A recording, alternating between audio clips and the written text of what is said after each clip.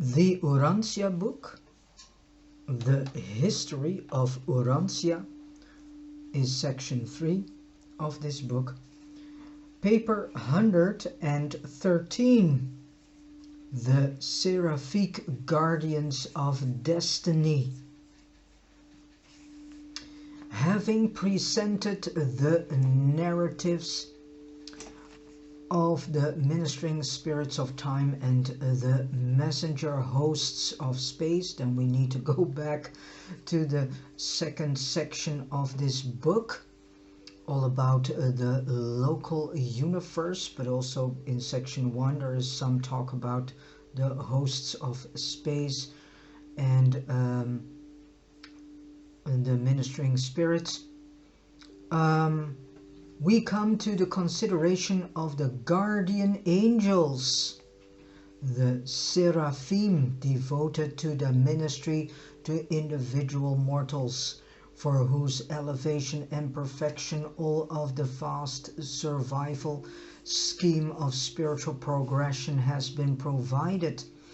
In past ages on Urantia, these destiny guardians were about the only group of angels that had recognition. The planetary seraphim are indeed ministering spirits sent forth to do service for those who shall survive. These attending seraphim have functioned as the spiritual helpers of mortal men in all the great events of the past and the present. In many a revelation, between quotation marks, the word was spoken by angels. Many of the mandates of heaven have been, between quotation marks, received by the ministry of angels. Seraphim are the traditional angels of heaven, or paradise, universe of universes, because they operate not only in this universe Nebadon, but in all universe of universes. They are the ministering spirits, and they are actually created by the divine minister known as the universe mother spirit, who is created by the infinite spirit, who so they are the ministering spirits who live so near you and do so much for you.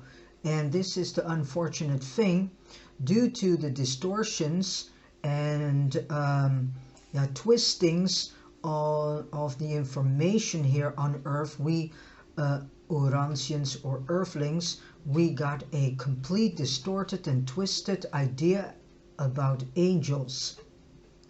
And they are always depicted with wings, but they don't have wings at all. The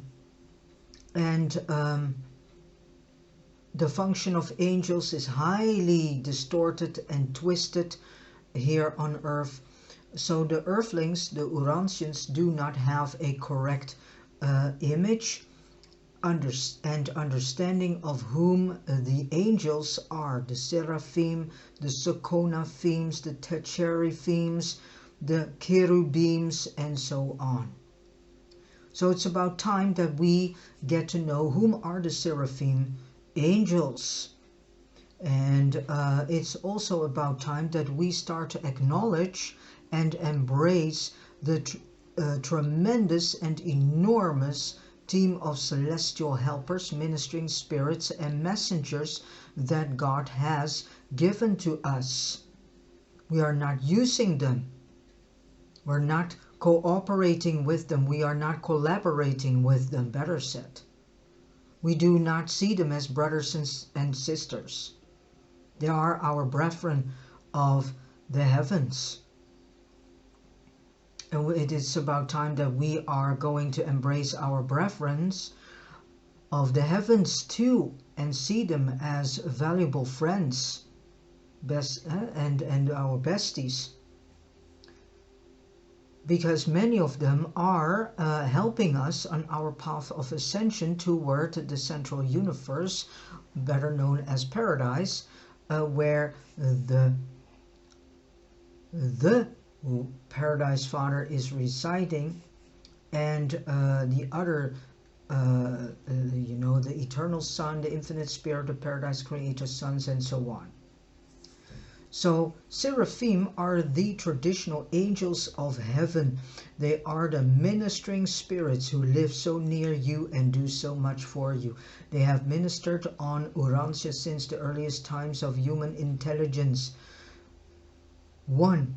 The guardian angels. The teaching about guardian angels is not a myth. Certain groups of human beings do actually have personal angels. It was in recognition of this that Jesus, in speaking of the children of the heavenly kingdom, said, "Take heed that you despise not one of these little ones.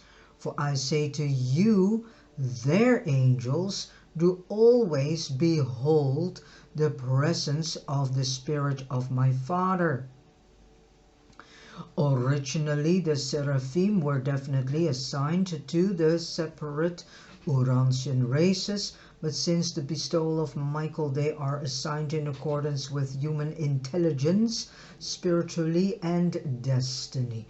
Intellectually, mankind is divided in 3 classes. Class 1. The subnormal minded, those who do not exercise normal willpower, those who do not make average decisions. This class embraces those who cannot comprehend God. They lack capacity for the intelligent worship of deity. The subnormal beings of Urantia have a corps of seraphim, one company with 1 battalion of cherubim assigned to minister to them and to witness that justice and mercy are extended to them in the life struggles of the sphere. The second class is the average, normal type of human mind. From the standpoint of seraphic ministry, most men and women are grouped in 7 classes in accordance with their status in making the circles of human progress and spiritual development. The third class is the supernormal minded, those of great decision and undoubted potential of spiritual achievement, men and women who enjoy more or less contact with their indwelling adjusters. And more about the adjusters later on. Members of the various reserve corps of destiny, no matter in what circle a human happens to be, if such an individual becomes enrolled in any of the several reserve corps of destiny, right then and there personal seraphim are assigned, and from that time until the earthly career is finished, that mortal will enjoy the continuous ministry and unceasing watch care of a guardian loving angel. Also, when any human being makes the supreme decision, when there is a real betrothal with the adjuster, a personal guardian is immediately assigned to that soul.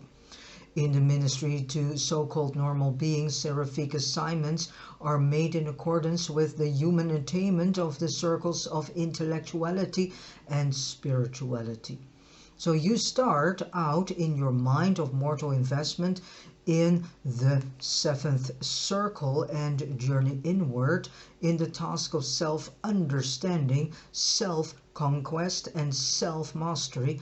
And circle by circle by circle you advance until, if natural death does not terminate your career and transfer your struggles to the mentioned worlds, you reach the first or inner circle of relative contact and communion with the indwelling adjuster.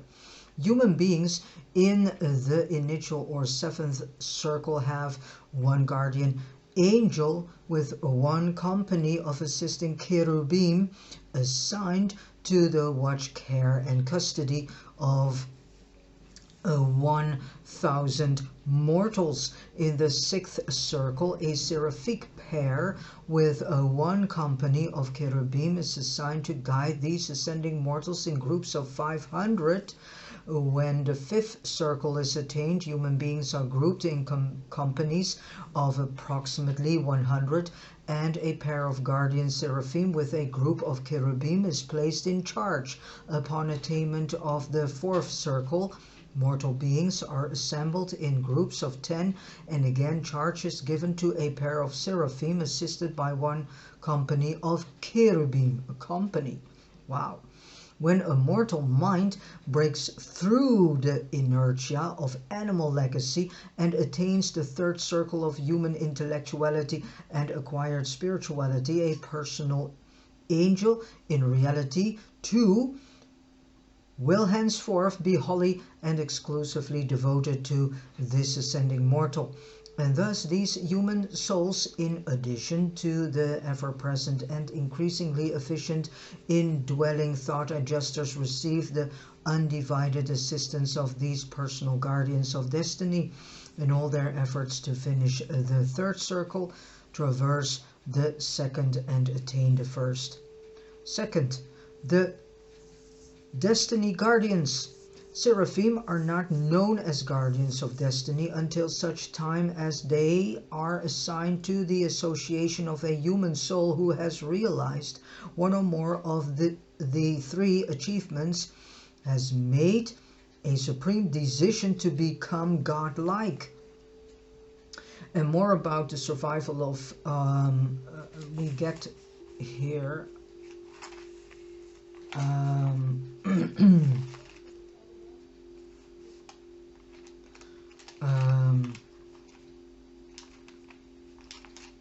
The adjuster and the soul. There is a piece, and that is also about personality survival. That is paper 112. In that paper it is discussed about the personality survival, so later on we will get through this information. Seraphim are not known as guardians of destiny until such time as they are assigned to the association of a human soul who has realized one or more of three achievements, has made a supreme decision to become godlike, as perfect as the Paradise Father himself is, has entered the third circle, or has been mustered into one of the reserve corps of destiny. In the evolution of races, as guardian of destiny is assigned to the very first being who attains the requisite circle of conquest. On Urantia, the first mortal to secure a personal guardian was Rantowok, a wise man of the red race of a long time ago. All angelic assignments are made from a group of volunteering seraphim, and these appointments are always in accordance with human needs and with regard to the status of the angelic pair in the light of seraphic experience, skill, and wisdom. Only seraphim of a long service, the more experienced and tested types, are assigned as destiny guards. Many guardians have gained much valuable experience on those worlds which are of the non-adjuster fusion series. Like the adjusters, the seraphim attend these beings for a single lifetime and then are liberated for a new assignment. Many guardians on Urantia have had this previous practical experience on other worlds. When human beings fail to survive, their personal or group guardians may repeatedly serve in similar capacities on the same planet. The seraphim develop a sentimental regard for individual worlds and entertain a special affection for certain races and types of mortal creatures with whom they have been so closely and intimately associated. The angels develop an abiding affection for their human associates, and you would, if you could, only visualize the seraphim develop a warm affection for them. Divested of material bodies given spirit forms, you would be very near the angels in many attributes of personality. They are most of your emotions and experience some additional ones. The only emotion actuating you, which is somewhat difficult for them to comprehend, is the legacy of animal fear. That bulks so large in the mental life of the average inhabitant of Urantia. The angels really find it hard to understand why you will so persistently allow your higher intellectual powers, even your religious faith, to be so dominated by fear, so thoroughly demoralized by the thoughtless panic of dread and anxiety. All seraphim have individual names, but in the records of the assignment to a world service, they are frequently designated by their planetary numbers. At the universe headquarters, they are registered by name and number. The destiny guardian of the human subject used in this contactual communication is number 3 of group 17 of company 126 of battalion 4 of unit 384 of legion number 6 of host 37 of the 182,314th Seraphic Army of Nebadon. The current planetary assignment number of this seraphim on Urantia and to this human subject, and they refer to the human subject through whom all the information could come through and forward, and this human was not consciously aware of the fact that that's what I assume, actually, sorry. I assume that this human subject was actually not really aware and conscious of the fact that it was being used as a subject to get this information through the Urantia papers. A lot of people think that it is channeled information, but that is not the case at all, because the Celestials do not like these things. They are not part of such ideas. So the current planetary assignment number of this seraphim on Urantia and to this human subject is 3,641,852. In the Ministry of Personal Guardianship, the assignment of angels as destiny guardians, seraphim always volunteer their services. In the city of this visitation, a certain mortal was recently admitted to the reserve corps of destiny, and since all such humans are personally attended by guardian angels, more than 100 qualified seraphim sought the assignment. The planetary director selected 12 of the more experienced individuals and subsequently appointed the seraphim whom they selected as best adapted to guide this human being through his life journey. Wow. That is, they selected a certain pair of equally qualified seraphim. One of this seraphic pair will always be on duty. Seraphic tasks may be unremitting, but either of the angelic pair can discharge all ministering responsibilities. Like cherubim, seraphim usually serve in pairs. But unlike their less advanced associates, the seraphim sometimes work singly. In practically all their contacts with human beings, they can function as individuals. Both angels are required only for communication and service on the higher circuits of the universes. When a seraphic pair accept guardian assignment, they serve for the remainder of the life of that human being.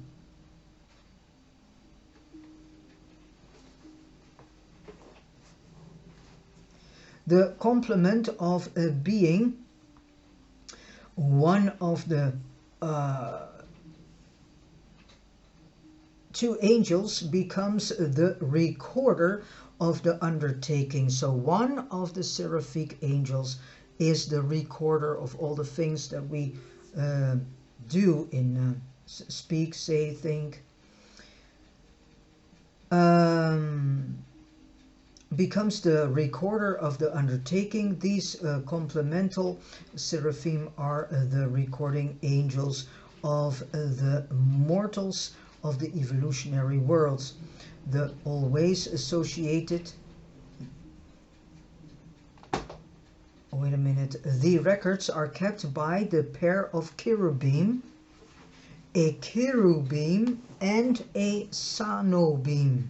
There are many of them, and the celestials have told also that if they would describe all beings that are living in this universe Nebadon, it would take several books, and probably then we would come unto 7 Urantia books, each containing 2,000 pages.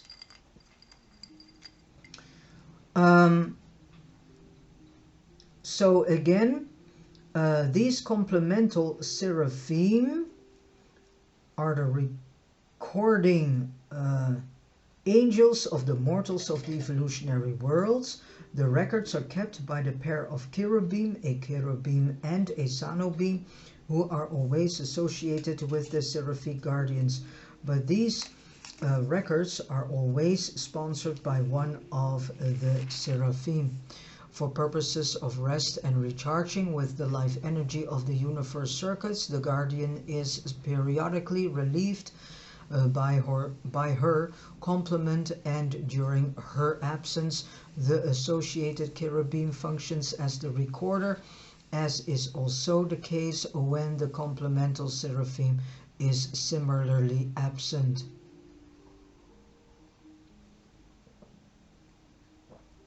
3. Relation to other spirit influences. One of the most important things a destiny guardian does for her mortal subject is to effect a personal coordination of the numerous impersonal spirit influences which indwell, surround, and impinge upon the mind and soul of the evolving material creature. Human beings are personalities, and it is exceedingly difficult for non-personal spirits and pre-personal entities to make a direct contact with such highly material and discreetly personal minds. In the ministry of the guardian angel, all of these influences are more or less unified and made more nearly appreciable by the expanding moral nature of the evolving human personality. More especially can and does this seraphic guardian correlate the manifold agencies and influences of the infinite spirit, ranging from the domains of the physical controllers and the adjutant mind spirits up to the Holy Spirit of the divine minister and to the omnipresent spirit presence of the paradise third source and center, which is the infinite spirit. Having thus unified and made more personal these vast ministries of the infinite spirit, and the ministry of the infinite spirit is mercy. It's the ministry of mercy. The seraphim then undertakes to correlate this integrated influence of the conjoined actor with the spirit presence of the Father and the Son. The adjuster is the presence of the Father. The Spirit of Truth is the presence of the Sons, which means the eternal Son and the Paradise Creator Son. So, which is Michael, whom we better know as Jesus of Nazareth. These divine endowments are unified and coordinated on the lower levels of human spiritual experience by the ministry of the guardian seraphim. The angelic servers are gifted in combining the love of the Father and the mercy of the Son in their ministry to mortal creatures. And herein is revealed the reason why the seraphic guardian eventually becomes the personal custodian of the mind patterns, memory formulas, and soul realities of the mortal survivor during that interval between physical death and morontia resurrection. None but the ministering children of the infinite spirit could thus function in behalf of the human creature during this phase of transition from one level of the universe to another and higher level. Even when you engage in your terminal transition slumber, when you pass from time to eternity, a high supernafim likewise shares the transit with you as the custodian of creature identity and the surety of personal integrity. On the spiritual level, seraphim make personal many otherwise impersonal and pre-personal ministries of the universe. They are coordinators on the intellectual level. They are the correlators of mind and morontia. They are interpreters, and on the physical level they manipulate terrestrial environment through their liaison with the master physical controllers and through the cooperative ministry of the midway creatures. This is a recital of the manifold and intricate function of an attending seraphim. But how does such a subordinate angelic personality, created but a little above the universe level of humanity, do such difficult and complex things? We do not really know, but we conjecture that this phenomenal ministry is in some undisclosed manner facilitated by the unrecognized and unrevealed workings of the Supreme Being, and later on we will get to know whom the Supreme Being is. The actualizing deity of the evolving universes of time and space throughout the entire realm of progressive survival in and through the Supreme Being, seraphim are an essential part of continuing mortal progression. Then we have 4 the seraphic domains of action. The guardian seraphim are not mind, though they do spring from the same source that also gives origin to mortal mind, the creative spirit. Seraphim are mind stimulators, and the creative spirit is also another name for the infinite spirit. So they are mind stimulators, these seraphims. They continually seek to promote circle-making decisions in human mind. They do this not as does the adjuster, operating from within and through the soul, but rather from the outside inward, working through the social, ethical, and moral environment of human beings. Seraphim are not the divine adjuster, of the Universal Father, but they do function as the personal agency of the ministry of the Infinite Spirit. Mortal man subject to adjuster leading is also amenable to seraphic guidance. The adjuster is the essence of man's eternal nature. The seraphim is the teacher of man's evolving nature. In this life, the mortal mind; in the next, the morontia soul. On the mentioned worlds you will be conscious and aware of seraphic instructors, but in the first life men are usually unawares of them. Seraphim function as teachers of men by guiding the footsteps of the human personality into paths of new and progressive experiences. To accept the guidance of a seraphim rarely means attaining a life of ease. To accept the guidance of a seraphim rarely means attaining a life of ease, which means, translated, buckle up and fasten your seatbelts, because if you accept the guidance of a seraphim, then yeah, you can say buckle up, fasten your seatbelts, because then you will experience a lot in your life that makes your soul grow even more. And the character building of your soul will then also grow even more and intense and deep.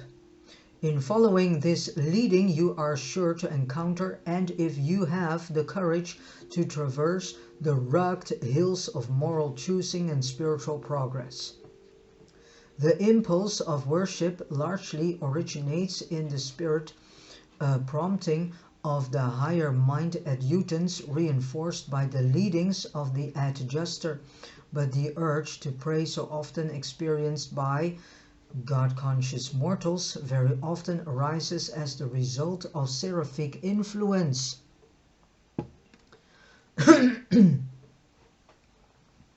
The guarding seraphim is constantly manipulating the mortal environment for the purpose of augmenting the cosmic insight of the human ascender.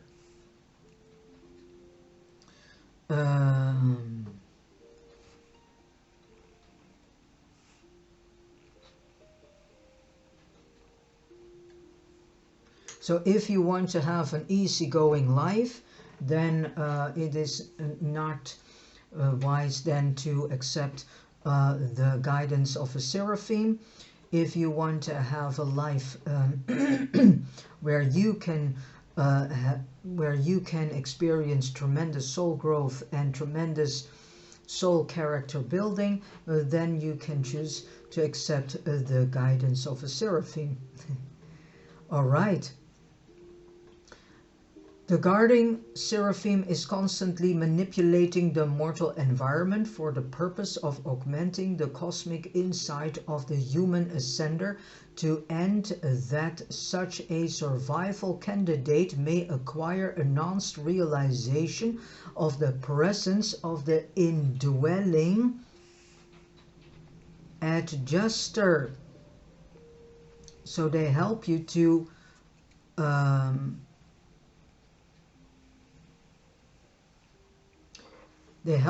get into the presence of this indwelling adjuster, and thus be enabled to yield increased cooperation with the spiritual mission of the divine presence. While there is apparently no communication between the indwelling adjusters and the encompassing seraphim, they always seem to work in perfect harmony.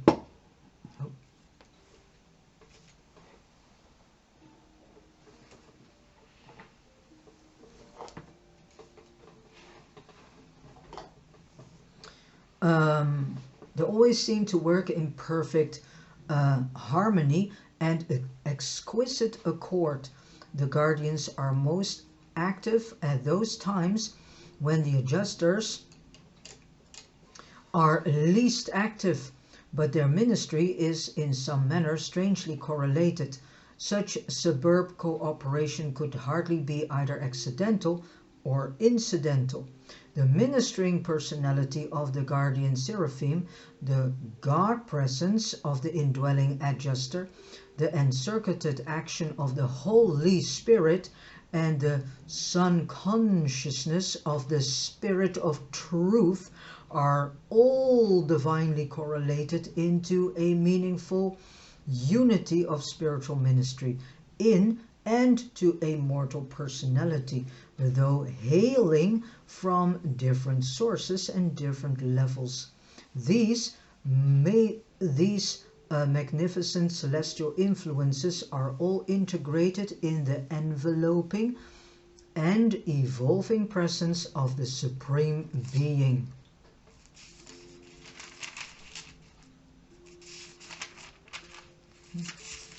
Point 5. Seraphic ministry to mortals. Angels do not invade the sanctity of the human mind. They do not manipulate the will of mortals. Neither do they directly contact with the indwelling adjusters. The guardian of destiny influences you in every possible manner Consistent with the dignity of your personality, under no circumstances do these angels interfere with the free action of the human will. Neither angels nor any other order of universe personality have power or authority to curtail or abridge the prerogatives of human choosing. Angels are so near you and care so feelingly for you that they figuratively weep because of your willful intolerance and stubbornness. Seraphim do not shed physical tears, they do not have physical bodies, neither do they possess wings. But they do have spiritual emotions, and they do experience feelings and sentiments of a spiritual nature, which are in certain ways comparable to human emotions. The seraphim act in your behalf quite independent of your direct appeals. They are executing the mandates of their superiors, and thus they function regardless of your passing whims or changing moods. This does not imply that you may not make their tasks either easier or more difficult, but rather that angels are not directly concerned with your appeals or with your prayers. In the life of the flesh, the intelligence of angels is not directly available to mortal men. They are not overlords or directors. They are simply guardians. The seraphim guard you. They do not seek directly to influence you. You must chart your own course, but these angels then act to make the best possible use of the course you have chosen. They do not ordinarily, arbitrarily intervene in the routine affairs of human life, but when they receive instructions from their superiors to perform some unusual exploit, you may rest assured that these guardians will find some means of carrying out these mandates. They do not, therefore, intrude into the picture of human drama except in emergencies, and then usually on the direct orders of their superiors. They are the beings who are going to follow you for many an age, and they are thus receiving an introduction to their future work and personality association. Seraphim are able to function as material ministers to human beings under certain circumstances, but their action in this capacity is very rare. They are able, with the assistance of the midway creatures and the physical controllers, to function in a wide range of activities in behalf of human beings, even to make actual contact with mankind. But such occurrences are very unusual. In most instances, the circumstances of the material realm proceed unaltered by seraphic action, although occasions have arisen involving jeopardy to vital links in the chain of human evolution, in which seraphic guardians have acted, and properly on their own initiative.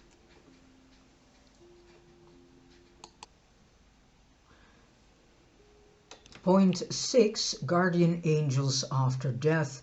Having told you something of the ministry of the seraphim during natural life, I will endeavor to inform you about the conduct of the guardians of destiny at the time of the mortal dissolution of their human associates.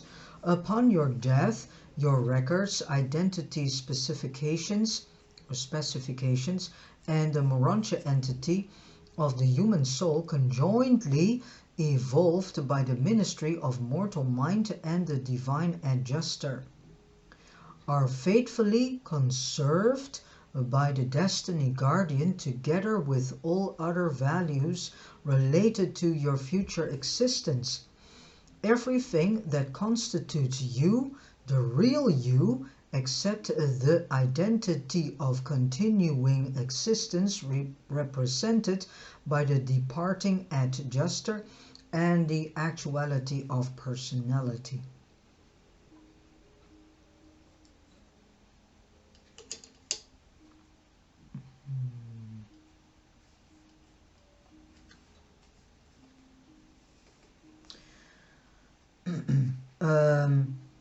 instant pilot a light in the human mind disappears the spirit luminosity which seraphim associate with the presence of the adjuster.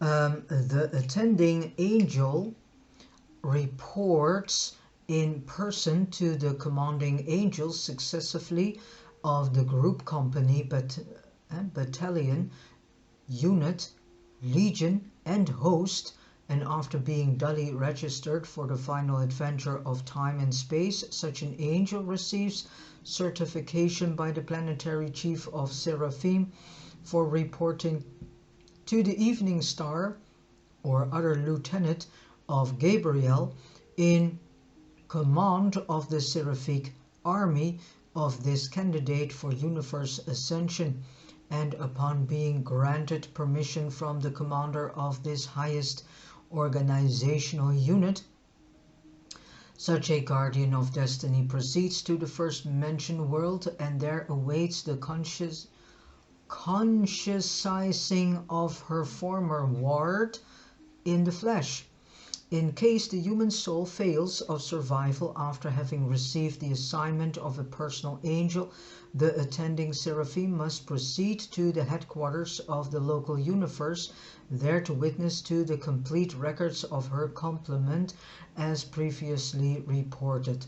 Next, she goes before the tribunals of the archangels to be absolved from blame in the matter of the survival failure of her subject, and then she goes back to the worlds again to be assigned to another mortal of ascending potentiality or to some other division of seraphic ministry. But angels minister to evolutionary creatures in many ways aside from the services of personal and group guardianship. Personal guardians whose subjects do not immediately to the mentioned worlds do not tarry there in idleness, awaiting the dispensational roll calls of judgment. They are reassigned to numerous ministering missions throughout the universe. The guardian seraphim is the custodial trustee of the survival values of mortal man's slumbering soul, as the absent adjuster is the identity of such an immortal universe being. When these two collaborate in the resurrection halls of Mansonia in conjunction with the newly fabricated Morantia form, there occurs the reassembly of the constituent factors of the personality of the mortal ascender. The adjuster will identify you, the guardian seraphim will repersonalize you and then represent you to the faithful monitor of your earth days, which is the thought adjuster. So then you and the thought adjuster come, and the thought adjuster comes back to you again. And even so, when a planetary age ends, when those in the lower circles of mortal achievement are foregathered, it is their group guardians who reassemble them in the resurrection halls of the mentioned spheres, even as your record tells. And he shall send his angels with a great voice, and shall gather together his elect from one end of the realm to another. And here it's stated elect. But everyone goes to the resurrection halls. The technique of justice demands that personal or group guardians shall respond to the dispensational roll call in behalf of all non-surviving personalities. The adjusters of such non-survivors do not return, and when the rolls are called, the seraphim respond, but the adjusters make no answer. This constitutes the resurrection of the unjust, and this is stated in quotation marks. In reality, the formal recognition of the cessation of creature existence. This roll call of justice always immediately follows the roll call of mercy. the resurrection of the sleeping survivors. But these are matters which are of concern to none but the supreme and all-knowing judges of survival values. Such problems of adjudication do not really concern us. Group guardians may serve on a planet age after age and eventually become custodians of the slumbering souls of thousands upon thousands of sleeping survivors. They can so serve on many different worlds in a given system, since the resurrection response occurs on the mentioned worlds. All personal and group guardians in the system of Satania who went astray in the Lucifer rebellion, notwithstanding that many sincerely repented of their folly, are to be detained on Jerusalem until the final adjudication of the rebellion. Already have the universal censors arbitrarily taken from these disobedient and unfaithful guardians all aspects of their soul trusts and lodged these Morantia realities for safekeeping in the custody of volunteer Sekona Theme. Point 7, the last of this paper, Seraphim and the Ascendant Career. It is indeed an epoch in the career of an ascending mortal, this first awakening on the shores of the mentioned world, there for the first time actually to see your long-loved and ever-present angelic companions of earth days. They're also to become truly conscious of the identity and the presence of the divine adjuster, the divine monitor, the thought adjuster, who so long indwelt your mind on earth. Such an experience constitutes a glorious awakening, a real resurrection. On the Morantia spheres, the attending seraphim, there are 2 of them, are your open companions. These angels not only consort with you as you progress through the career of the transition worlds in every way possible, assisting you in the acquirement of Morantia and spirit status, but they also avail themselves of the opportunity to advance by study in the extension schools for evolutionary seraphim maintained on the mentioned worlds. The human race was created just a little lower than the more simple types of the angelic orders. Therefore will your first assignment of the Morantia life be as assistance to the seraphim. So this is important. Therefore will your first assignment of the Morantia life be as assistance to the seraphim. Well, that is a nice job. Oh, I would love such a job. Yeah.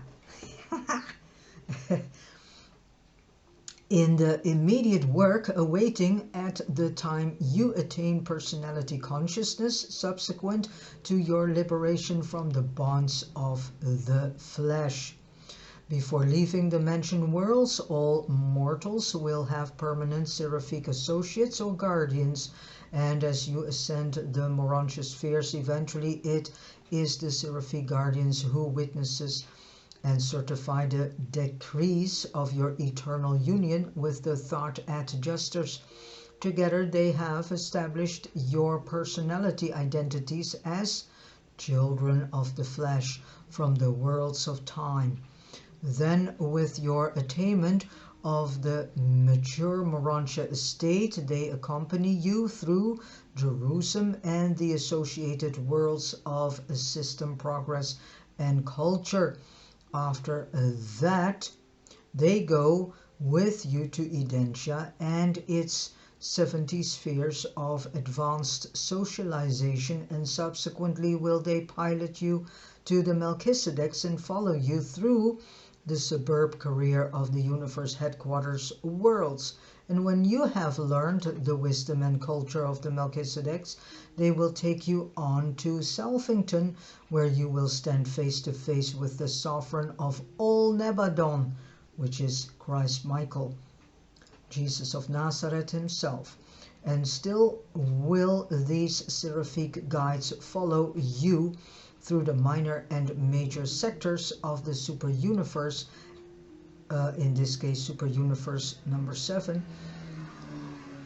because we are Urantia is part of super-universe number 7, named Orphanton, or some say Orphanton.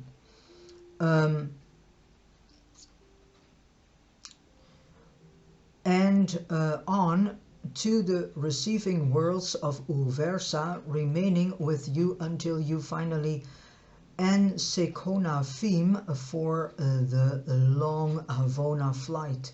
Some of the destiny guardians of attachment during the mortal career follow the course of the ascending pilgrims through Havona.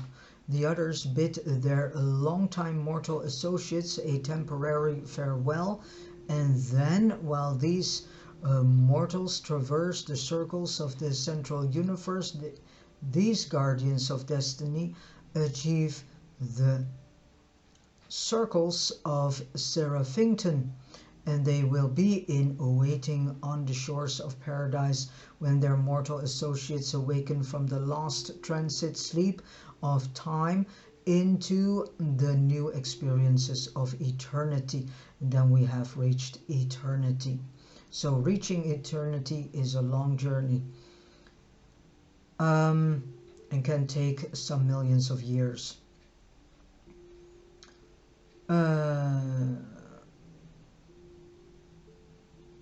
Such ascending seraphim subsequently enter upon divergent surfaces in the finaliter corpse and in the seraphic corpse of completion. Men and angel may or may not be reunited in eternal service, but wherever seraphic assignment may take them, the seraphim are always in communication with their former wards of the evolutionary worlds. The ascendant mortals of time, the intimate associations and the affectionate attachments of the realms of human origin are never forgotten nor ever completely severed. In the eternal ages, men and angels will cooperate in the divine service as they did in the career of time. For seraphim, the surest way of achieving the paradise deities is by successfully guiding a soul of evolutionary origin to the portals of paradise. Therefore is the assignment of guardian of destiny the most highly prized seraphic duty. Only destiny guardians are mustered into the primary or mortal corpse of the finality, and such pairs have engaged in the supreme adventure of identity at oneness. The two beings have achieved spiritual biunification on Seraphington prior to their reception into the finaliter corpse. In this experience, the two angelic natures, so complemental in all universe functions, achieve ultimate spirit two in oneness, repercussing in a new capacity for the reception of and fusion with a non-adjuster fragment of the Paradise Father, and so do some of your loving seraphic associates in time also become your finaliter associates in eternity, children of the supreme and perfected sons of the Paradise Father. And with this said, I have come to the end of reading paper 113, all about the seraphic guardians of destiny, and all the information that you have heard is presented to us by the chief of seraphim stationed on Urantia. And I want to say thank you so much, Chief of Seraphim stationed on Urantia, for giving us this in-depth information and understanding about the seraphims, seraphim angels. And I want to say to all of you, thank you so much for listening to this audio video. And I wish you all a beautiful, joyful, and loving, inspiring day, and that everything that you do will be in alignment with the will of the one true living God of light and life and all creation. And as last I say, God bless you.